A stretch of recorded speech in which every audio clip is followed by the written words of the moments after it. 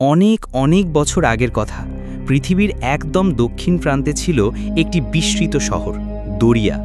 চারপাশে মরুভূমি, তার মাঝখানে জলসম্পদে ভরপুর, সবুজে ঘেরা এক বিস্ময়কর জনপদ। সে শহরের মানুষরা সুখী ছিল, শান্তিতে বসবাস করত।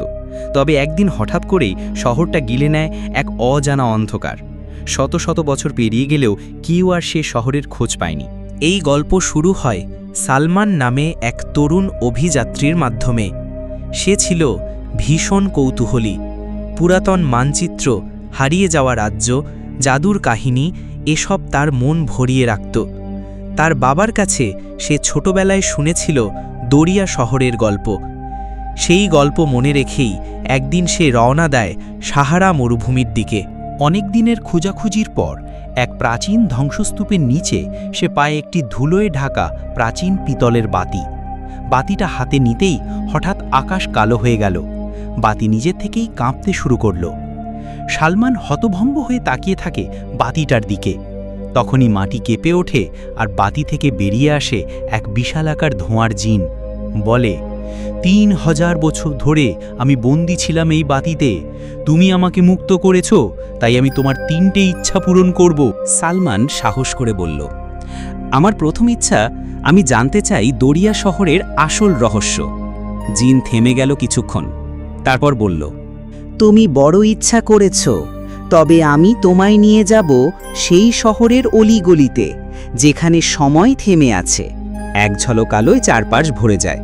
সালমান দেখতে পায় সে দাঁড়িয়ে আছে এক ধ্বংসপ্রাপ্ত শহরের মধ্যে। চারদিকে ভাঙা প্রাসাদ, জমে থাকা হাওয়া আর নিঃশব্দতা। ঠিক তখনই এক বৃদ্ধ লোক তার সামনে এসে দাঁড়ালেন। চোখে ক্লান্তি, মুখে কষ্টের ছাপ। তুমি বুঝি বাইরের লোক? আমাদের এই বন্দী নগরীর গল্প শুনতে এসেছ? সালমান মাথা নাড়ে।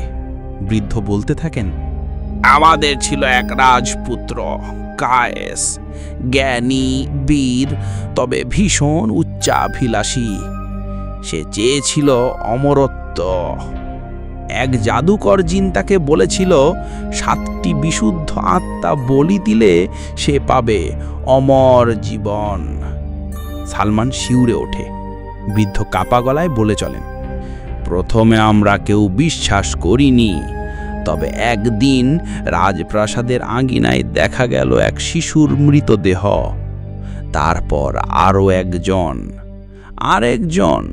শহর জুড়ে ছড়িয়ে পড়ল আতঙ্ক। শহরের আলোক নিভে গেল, গাছ শুকিয়ে গেল, মানুষ পালাতে শুরু করল। কিন্তু অনেক দেরি হয়ে গিয়েছিল। সপ্তম আত্মা বলি দেওয়ার আগ মুহূর্তে শহরটা গিলে ফেলল এক অজানা অন্ধকার। আমরা আটকে গেলাম সময়ের গহ্বরে। সালমান বিস্ময়ে তাকিয়ে থাকে চারপাশে।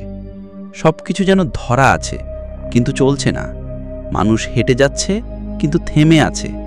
গাছ দুলছে না, হাওয়া নেই, এক স্থির সময়।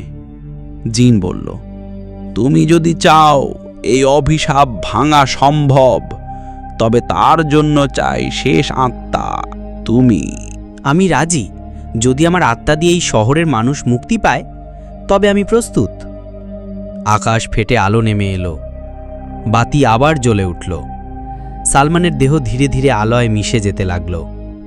শহরে নিঃশব্দতা ভেঙে চিৎকার শুরু হলো।